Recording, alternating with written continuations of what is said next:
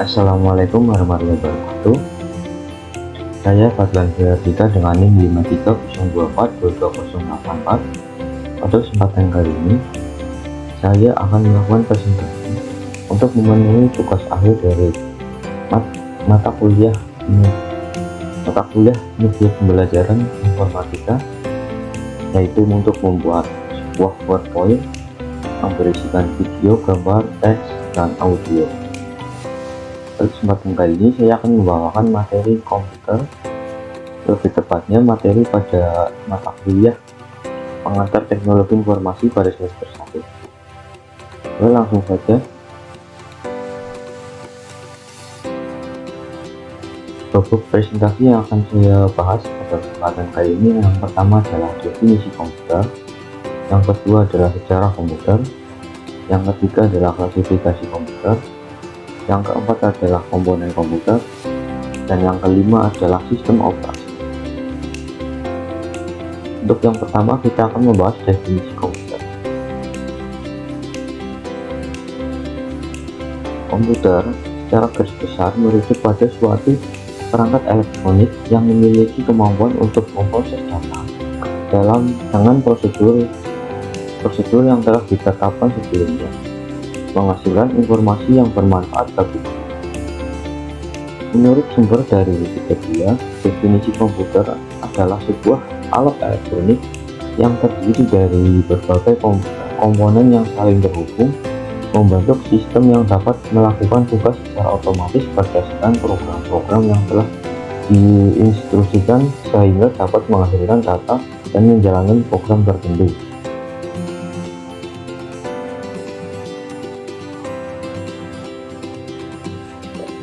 Elemen-elemen utama dalam komputer. Yang pertama adalah perangkat keras atau hardware. Yang kedua adalah perangkat lunak atau software. Yang ketiga adalah firmware atau pengguna atau user.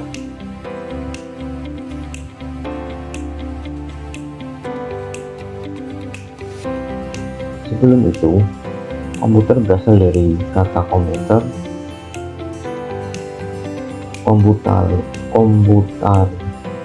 komputalere yang artinya mengenal perhitungan. Jadi pada intinya komputer adalah alat elektronik yang terdiri dari perangkat keras dan lunak yang dioperasikan oleh pengguna dan memiliki kemampuan untuk memproses data.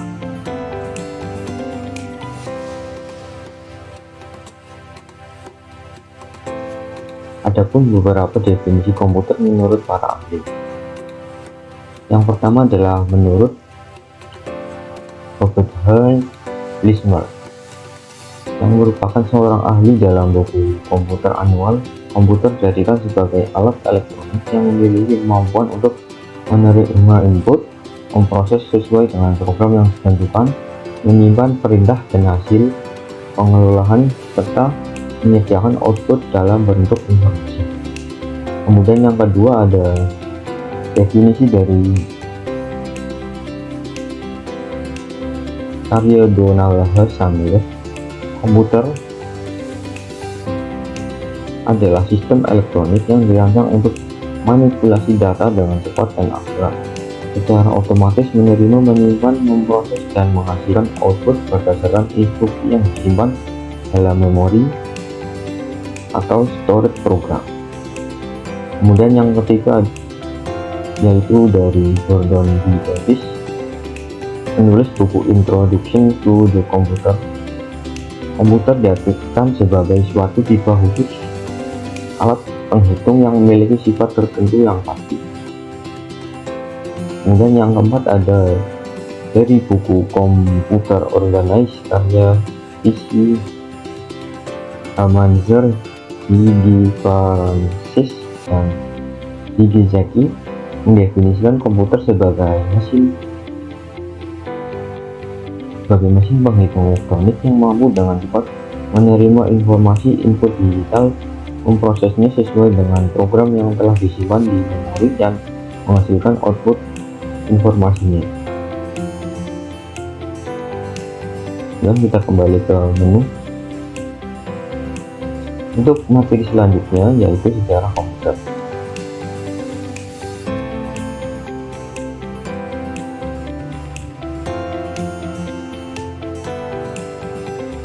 Sejarah komputer dimulai dengan pertemuan signifikan oleh Charles Babbage yang menciptakan alat hitung awal.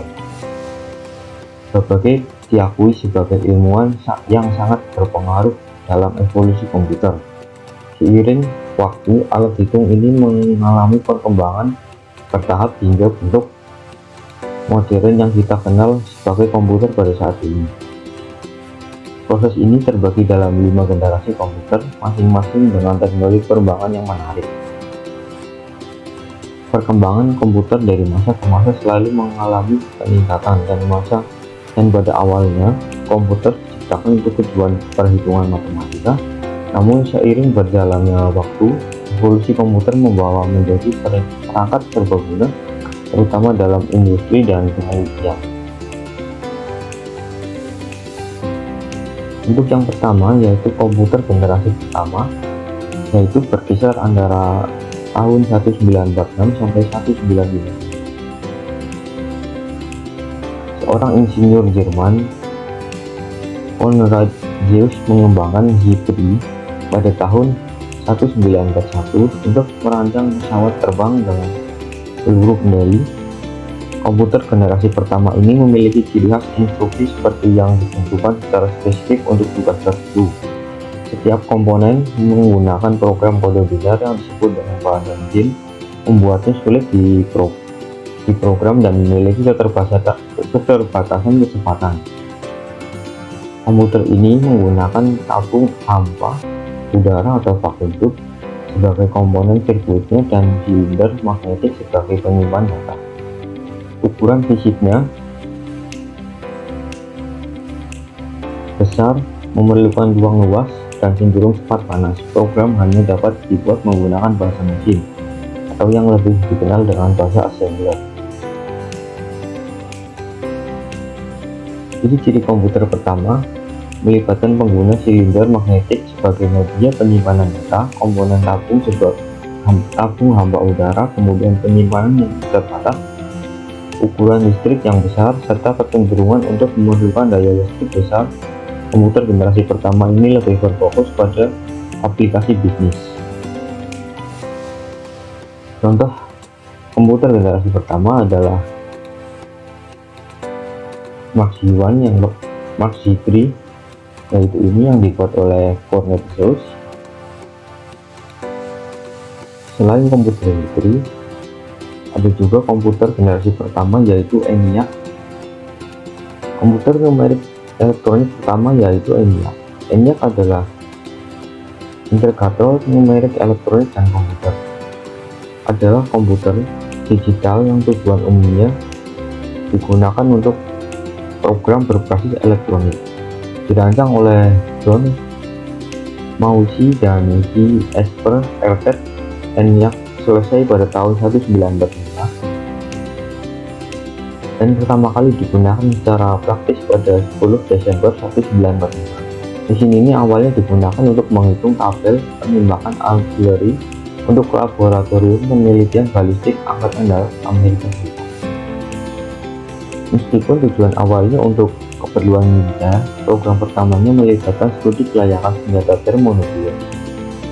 ENIAC diresmikan di Universitas Pennsylvania pada 15 Februari 1946 dengan biaya sekitar 487.000 US dollar. Mesin ini dijuluki sebagai otak raksasa oleh pers karena kecepatannya 1000 kali lebih cepat dibandingkan dengan mesin elektromekanis pada saat itu. ENIAC secara resmi diterima oleh Kod Senjataan Angkatan Darat Amerika Serikat pada bulan Juli 1946. Setelah itu, komputer ini dipindahkan ke Aberdeen Proving Ground di Aberdeen, Maryland pada tahun 1947 dan terus beroperasi hingga 1955. ENIAC adalah komputer Turing lengkap dan mampu memecahkan masalah numerik kelas besar melalui programming yang menjadikannya tonggak penting dalam sejarah komputasi elektronik. Berikut ini adalah ENIAC pada saat digunakan pada saat itu. Bisa dilihat bentuknya sangat besar dan memerlukan banyak sekali ruang untuk menyimpan komputer ENIAC ini. Selain itu menggunakan vacuum tube,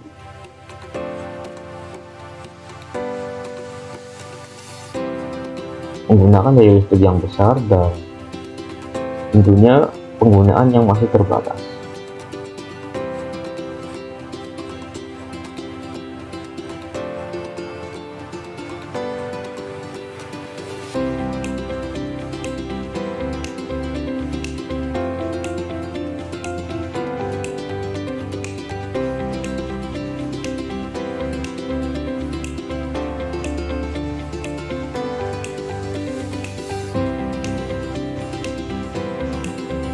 Untuk selanjutnya kita menuju ke komputer generasi kedua sekitar tahun 1960. Yang ditemukannya transistor oleh tiga fisikawan asal Amerika bernama John Barton, Walter Hauser Bradtain, dan William Bradford yang berhasil menemukan pengganti tabung hampa bernama transistor menggantikan vacuum tube di radio, komputer, dan televisi sehingga ukuran mesin elektrik menjadi lebih kecil. Mesin-mesin elektronik yang tadinya besar menjadi kecil. Komputer generasi 2 mulai banyak digunakan di berbagai perusahaan, khususnya dalam sektor bisnis. Ukurannya lebih kecil dibandingkan generasi sebelumnya, sekitar ukuran lemari. Perkembangan ini juga diperkenalkan oleh konsep reader, memori, disket, dan sistem operasi. Komputer generasi kedua ditandai dengan penggunaan transistor sebagai komponen elektronik utamanya.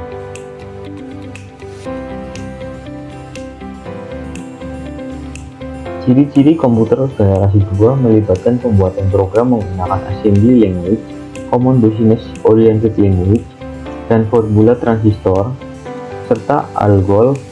Era ini juga menjadi awal munculnya mini komputer.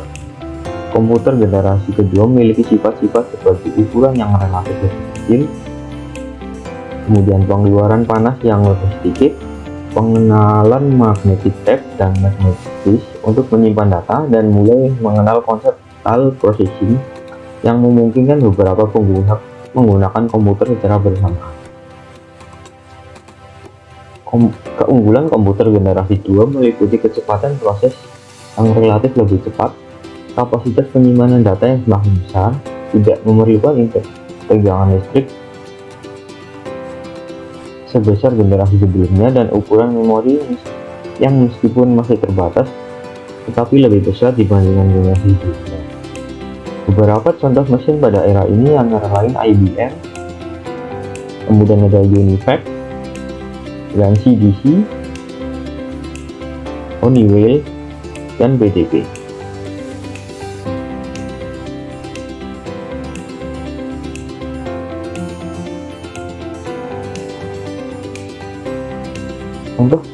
Untuk generasi komputer generasi kedua yang pertama adalah Univac. Kependekan dari Livermore Advanced Research Computer merupakan komputer mainframe yang dirancang sesuai persyaratan untuk diterbitkan oleh Edward Teller, menjalankan simulasi hidrodinamik untuk desain senjata nuklir. Itu adalah salah satu superkomputer paling awal. The hero of our story tonight is the giant electronic brain developed by Remington Rand, Univac. UNIVAC was short for Universal Automatic Computer, the first commercially produced electronic computer. It was the size of a room and weighed 16,000 pounds, though these days you carry more processing power in your back pocket. Selanjutnya adalah komputer generasi ketiga yang berkisar pada tahun 1965 sampai 1970. Perkembangan yang sangat pesat dalam evolusi komputer pada masa ini, transistor dianggap tidak efisien lagi, sehingga mendorong manusia untuk mencari alternatif baru yang ditemukan dalam bentuk batu kuarsa.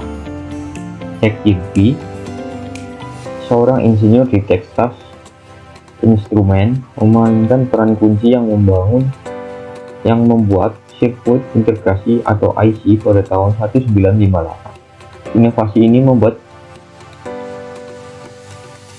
komputer generasi 3 semakin mengecil dibandingkan dengan generasi-generasi sebelumnya. Konsep transistor semakin kecil dan lebih mudah mendorong penelitian terus-menerus. Ribuan transistor berhasil digabung dan menjadi kepingan kecil yang disebut dengan integrasi circuit atau IC atau IC chip menjadi ciri khas utama komputer generasi ketiga. IC chip ini mengandung sejumput silikon dengan ukuran beberapa milimeter, menyimpan jutaan bit informasi dalam satu genggaman. Ciri-ciri generasi komputer generasi ketiga melibatkan penggunaan integrated circuit atau IC sebagai komponen elektronik utama, pembuatan program dan bahasa tingkat tinggi seperti BASIC, Fortran, dan CBOL, serta penerapan konsep multiprocessing yang memungkinkan pelaksanaan lebih dari satu program secara bersamaan. Komputer ini mampu berkomunikasi dengan peralatan lain untuk pertukaran data dan menjadi titik awal bagi fenomena mikrokomputer. Sifat-sifat komputer generasi 3 melibatkan ukuran yang kecil dibandingkan dengan generasi sebelumnya, pengenalan multiprogramming dan multiprocessing, integrasi antara software dan hardware dalam sistem operasi, proses yang sangat cepat, dan kapasitas penyimpanan data yang lebih besar. Penggunaan teknologi small dan medium scale integration menjadi lazim dan beberapa pabrik yang memproduksi antara lain IBM, Grundfos, Honeywell, dan NCR. Contoh komputer generasi ketiga yaitu IBM System 360. Diumumkan oleh IBM pada 7 April 1964 menjadi keluarga mainframe pertama yang mencakup aplikasi komersial dan ilmiah dalam skala kecil hingga besar, dikirimkan antara 1965 sampai 1978. IBM System 360 membedakan antara arsitektur dan implementasinya, memungkinkan berbagai desain kompatibel dan harga yang berbeda. Model 44 adalah satu-satunya pengecualian sebagai kompatibel sistem yang menggunakan microde untuk mengimplementasikan set instruksi termasuk pengolahan byte dalam 8 bit dan penggunaan floating pointer biner, desimal, dan hexadesimal. Jadi ini adalah contoh untuk generasi komputer ketiga IBM System 360.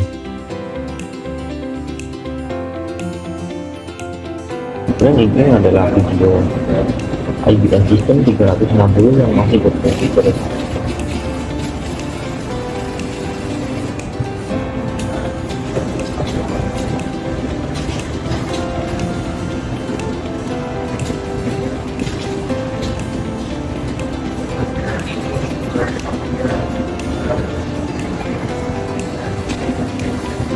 Ini seperti ini ya, tapi ukurannya lebih kecil dibandingkan sebelum-sebelumnya, yaitu generasi 1 dan generasi kedua. Untuk selanjutnya yaitu komputer generasi keempat. Munculnya komputer generasi keempat ditandai dengan munculnya mikroprosesor. Dikutip dari Britannica, pada pertengahan 1960 hingga awal 1970, Fairchild Semiconductor Corporation dan Texas Instruments Incorporated adalah salah satu produsen IC terkemuka. Setiap tahunnya, kedua perusahaan tersebut selalu meningkatkan jumlah IC dan komponen elektronik lainnya ke dalam chip silikon tunggal.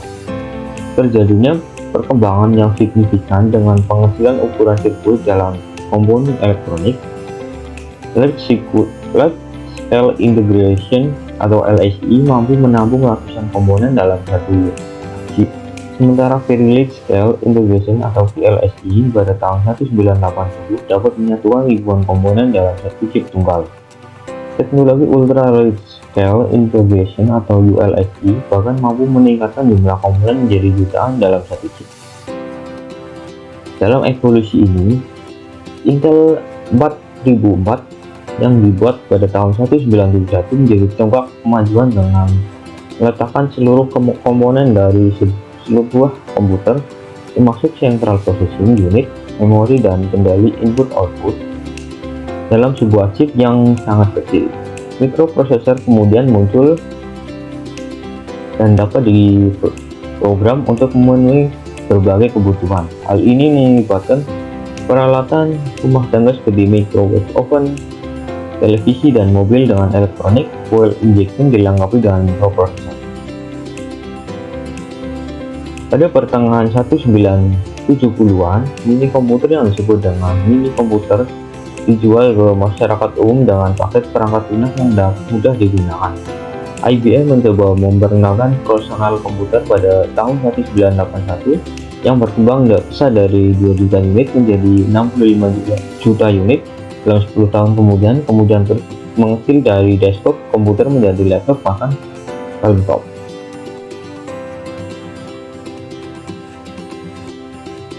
Kompetisi sengit terjadi antara IBM PC dengan Apple Macintosh yang dikenal karena mempopulerkan grafis pada komponen komputernya. Perusahaan Macintosh juga mengenalkan penggunaan mouse sebagai perangkat keras yang inovatif. Seiring dengan perkembangan teknologi, di tempat kerja muncul cara-cara baru untuk menggali potensi komputer, seperti pengembangan jaringan komputer yang memungkinkan kerjasama elektronik yang menyesuaikan tugas secara bersama. Kemudian untuk ciri-ciri utama dari komputer generasi keempat mencakup pengembangan komputer mikro menggunakan prosesor dengan general purpose microprocessor seperti Intel 888, menggunakan large scale integration atau LSI dan perkembangan menjadi very large scale VLSI, dan penggunaan sistem operasi dengan sistem grafik user interface atau GUI serta Microsoft Windows. Kemudian untuk contoh komputer generasi keempat,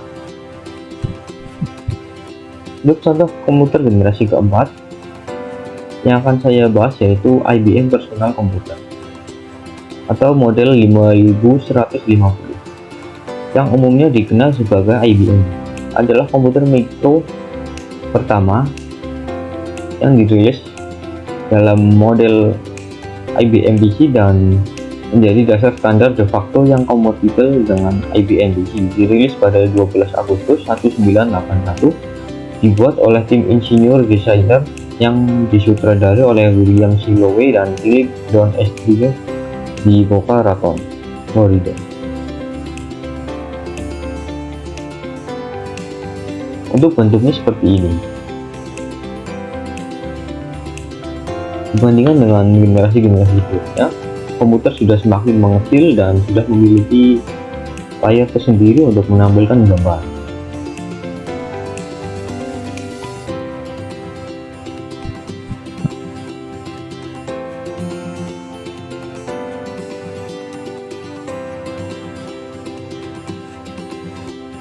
Untuk selanjutnya yaitu komputer generasi 2.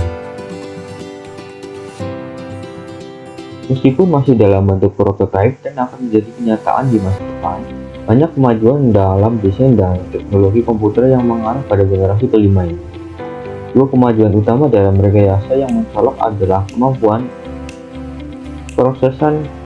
pemrosesan paralel, memungkinkan sistem koordinasi banyak CPU untuk bekerja secara bersamaan, dan teknologi superkomputer yang memfasilitasi aliran listrik tanpa hambatan dan meningkatkan kecepatan informasi. Fitur yang paling signifikan dari komputer generasi kelima adalah hadirnya dengan kecerdasan buatan yang mendekati kemampuan makhluk hidup untuk berinteraksi. Meskipun komputer generasi ini lebih condong ke arah robotika, mampu melakukan berbagai aktivitas yang sebelumnya sulit diimplementasikan oleh komputer konvensional pada umumnya. Keberadaan mereka masih terbatas pada prototip dan aplikasi program dalam sistem komputer. Sejauh ini komputer generasi kelima jadi belum sepenuhnya ada. Beberapa aspek utama perkembangan komputer generasi kelima melibatkan komputasi atau pemrosesan paralel, kemampuan mengendalikan pusat yang sangat banyak secara bersamaan, dan memungkinkan aliran informasi.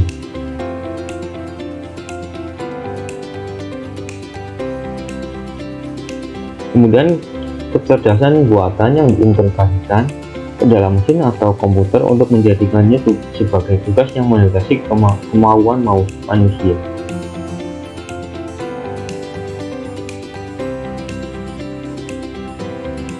Untuk materi selanjutnya yaitu klasifikasi komputer.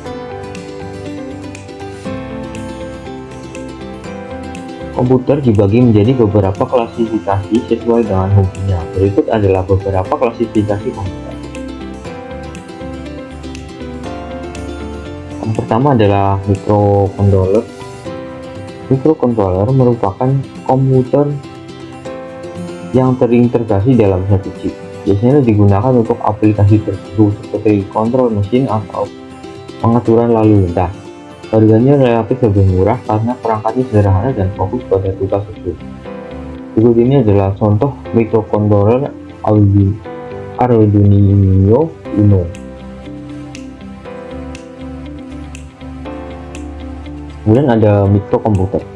Mikrokomputer atau lebih umum dikenal sebagai komputer pribadi, personal komputer atau PC, dirancang untuk penggunaan satu orang.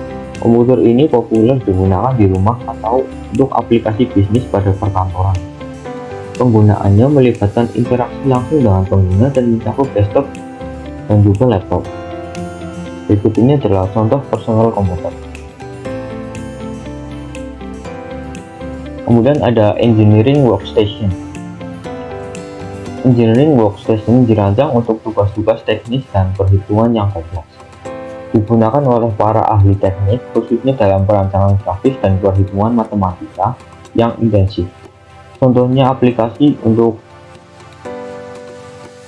perangkat lunak CAD, Computer Aided Vision. Berikut ini adalah contoh komputer engineering workstation dari HP Z Workstation. Kemudian ada mini komputer. Mini komputer digunakan untuk melayani banyak pemakaian secara bersamaan atau multi-user dengan konsep time series.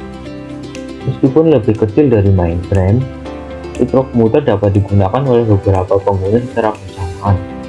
Pada umumnya, di tingkat departemen atau kelompok pengguna.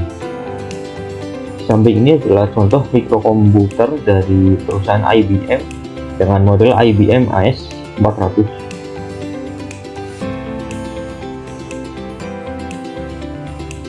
Kemudian ada mainframe.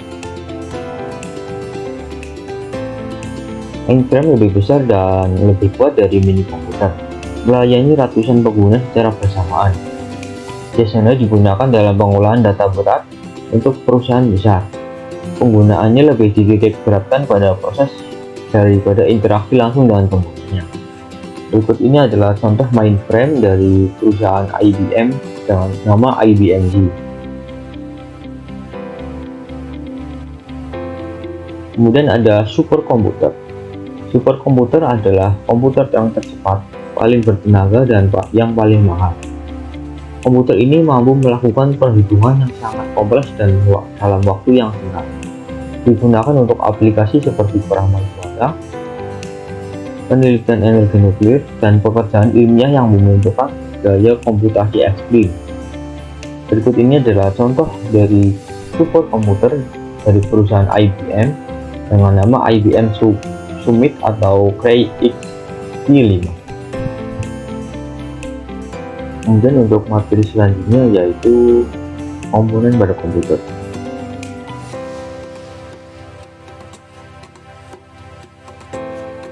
Setiap komputer memiliki keunggulan dan kegunaan tertentu sesuai dengan tujuannya masing-masing. Perkembangan teknologi terus membawa inovasi setiap hari pada setiap komponen komputer. Setiap jenis komputer pasti memiliki sebuah komponen yang berfungsi untuk sebagai menjalankan untuk sistem operasi komputer tersebut agar jalan sesuai dengan apa yang diinginkan oleh user. Sistem komputer pada dasarnya terdiri dari beberapa komponen utama yang bekerja bersama untuk menghasilkan output yang diinginkan oleh user. Yang pertama adalah perangkat input. Perangkat input merupakan serangkaian perangkat yang digunakan untuk menerjemahkan bahasa manusia ke dalam bahasa komputer, untuk selanjutnya diolah ke dalam CPU. Perangkat input mengubah sinyal kontrol menjadi bentuk digital yang dapat dipahami oleh sistem komputer. Beberapa contohnya termasuk keyboard, mouse, remedial, dan layar sentuh. Bahkan ada sebuah inovasi keyboard Braille untuk tunanetra dan pengenalan suara untuk dimasukkan data dengan suara. Data yang dimasukkan melalui perangkat ini disimpan dalam memori utama. Kemudian yang kedua yaitu CPU atau unit pemrosesan besar. CPU atau otak komputer disebut sebagai sebuah microchip yang berfungsi sebagai penggerak sebuah komputer. CPU adalah sirkuit elektronik yang melakukan pemrosesan data. Terletak pada microchip atau sirkuit terpadu atau IC, CPU menerima instruksi data melalui program, mengambil program dan dari data inti memori dan melakukan operasi aritmatika dan logika sesuai dengan instruksi. Dalam prosesnya, CPU menggunakan memori lokal yang disebut dengan register untuk menyimpan data, instruksi, dan hasil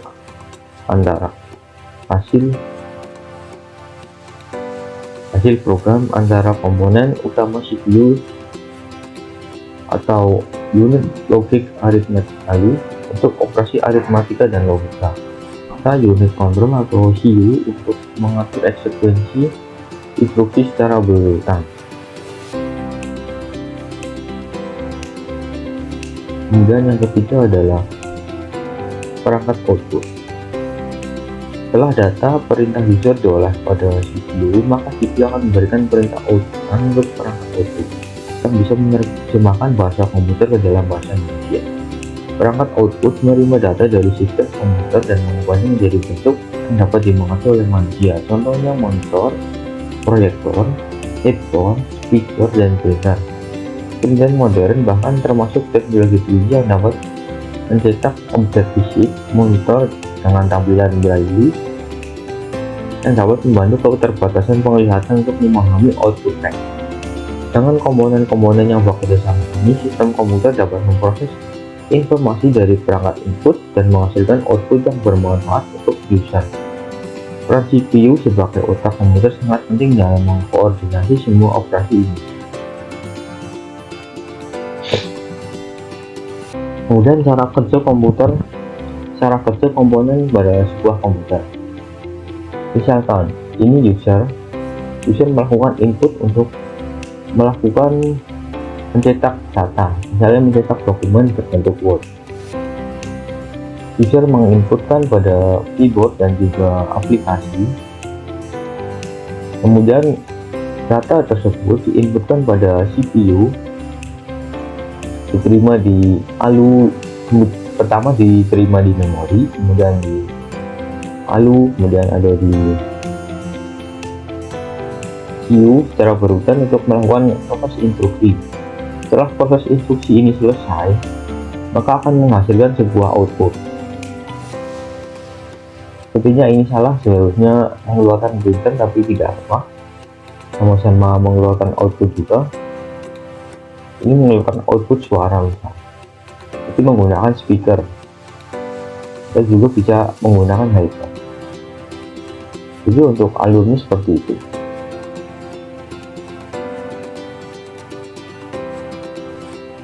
Kemudian untuk materi yang terakhir yaitu sistem operasi. Sistem operasi komputer merupakan sebuah perangkat lunak atau software yang bertanggung jawab untuk mengendalikan dan mengelola perangkat keras dan perangkat lunak pada suatu komputer. Fungsi utamanya adalah memastikan bahwa komponen di dalam komputer seperti memori, disk, dan prosesor dapat berinteraksi secara efisien untuk mendukung berjalannya program-program yang dijalankan oleh user. Pada dasarnya, sistem operasi memainkan peran kritis dalam menjalankan antar perangkat keras, komponen, dan aplikasi perangkat lunak.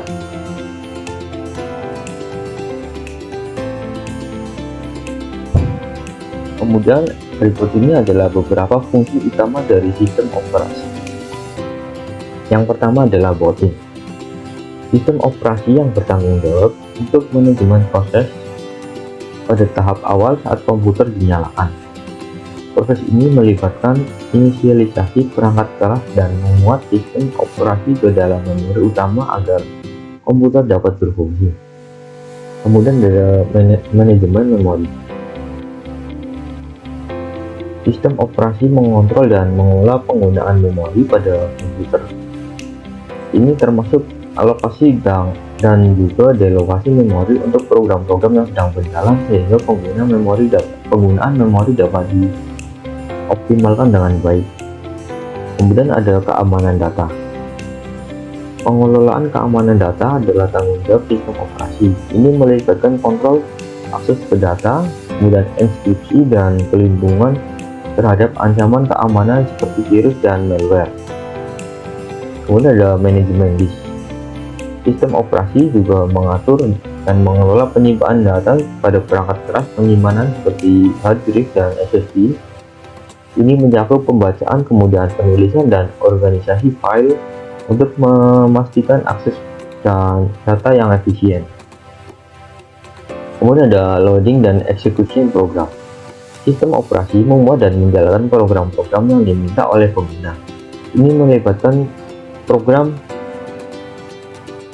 sebagai mempercepat proses loading ke dalam sebuah memori dan menjalankannya sehingga pengguna dapat berinteraksi dengan aplikasi tersebut. Kemudian ada cara kerja pada sistem operasi komputer. Yang pertama adalah manajemen proses. Sistem operasi melakukan manajemen proses termasuk penjadwalan tugas, pembuatan dan penghapusan file, serta tugas-tugas yang terkait dengan pengelolaan proses yang berjalan pada komputer. Kemudian ada penerimaan instruksi. Sistem operasi hanya aktif setelah penerimaan instruksi dari pengguna melalui antarmuka pengguna atau aplikasi perangkat lunak atau software. Kemudian ada pengelolaan instruksi. Instruksi yang diterima oleh sistem diolah menjadi informasi yang dapat dipahami oleh perangkat lunak lain. Kemudian ada eksekusi program. Setelah memproses instruksi, sistem operasi akan menjalankan program-program yang diminta oleh user, mengubah tampilan atau status komputer sesuai dengan kebutuhan. Dengan demikian, sistem operasi komputer memiliki peran sentral dalam memastikan fungsi yang efisien dan stabil dari suatu komputer.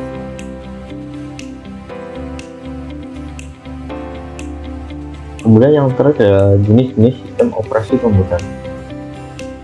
Yang pertama adalah Windows. Windows adalah operasi sistem yang paling populer. Hal ini karena user interface-nya mampu membuat penggunanya merasa nyaman. Selain itu, komputer dan laptop dengan sistem operasi Windows cenderung lebih terjangkau dibandingkan beberapa komputer dan laptop dengan sistem operasi jenis lainnya. Saat ini Windows sudah masuk pada versi Windows 11 bahkan 12 setelah sebelumnya berhasil membuat penggunaannya nyaman menjadi pada Windows 10 dengan perpaduan antarmuka antara Windows 7 dan Windows 8. Sistem operasi yang satu ini banyak diminati oleh pengguna karena aplikasi yang disediakan sudah lengkap, mulai dari aplikasi editing teks, foto, video, bahkan sampai game. Selain itu, user interface yang user-friendly semakin membuat Windows lebih digemari oleh penggunanya. Yang kedua adalah Mac. Mac adalah sistem operasi untuk laptop atau komputer dengan merek Apple. Dari sisi penggunanya, Mac merupakan sistem operasi dengan user interface yang paling elegan dibandingkan dengan sistem operasi lainnya. Harga perangkatnya relatif lebih mahal dibandingkan dengan laptop atau komputer lain yang menggunakan sistem operasi Windows. Dari sisi software, Mac tidak kalah dengan Windows. Rata-rata aplikasi yang sering digunakan halayak umum pada umumnya sudah tersedia di Mac. Meskipun dari sisi harga Mac membantu perangkat dengan harganya yang cukup tinggi, tapi sisi keamanan Mac sudah tidak diragukan lagi. Kemudian yang ketiga ada Linux. Linux adalah suatu sistem operasi yang bersifat open source. Pengguna boleh dan bebas melakukan modifikasi dan juga mengembangkan sistem pada operasi ini. Namun OS Linux saat ini masih belum sebanyak Windows dan Mac. Hal ini dikarenakan banyak orang mengira Linux sulit untuk digunakan. Saat ini di dalam Linux sudah disediakan berbagai macam software membantu keperluan pekerjaan. Dalam hal pengetikan, Linux mempunyai software dengan nama LibreOffice dan biasa dikenal sebagai Microsoft Word dan pada Windows. Linux sering digunakan pada sistem operasi di sebuah server. Selain itu, programmer juga banyak yang menggunakan operasi ini karena dapat mengubahnya dengan sesuai hati dan sesuai kebutuhan yang akan digunakan. Kemudian ada MS-DOS. MS-DOS atau Disk Operating System atau DOS merupakan Windows versi lama. DOS merupakan sistem operasi komputer yang digunakan oleh IBM pada pertama kalinya. Sistem operasi DOS mengalami kejayaan pada tahun 1980.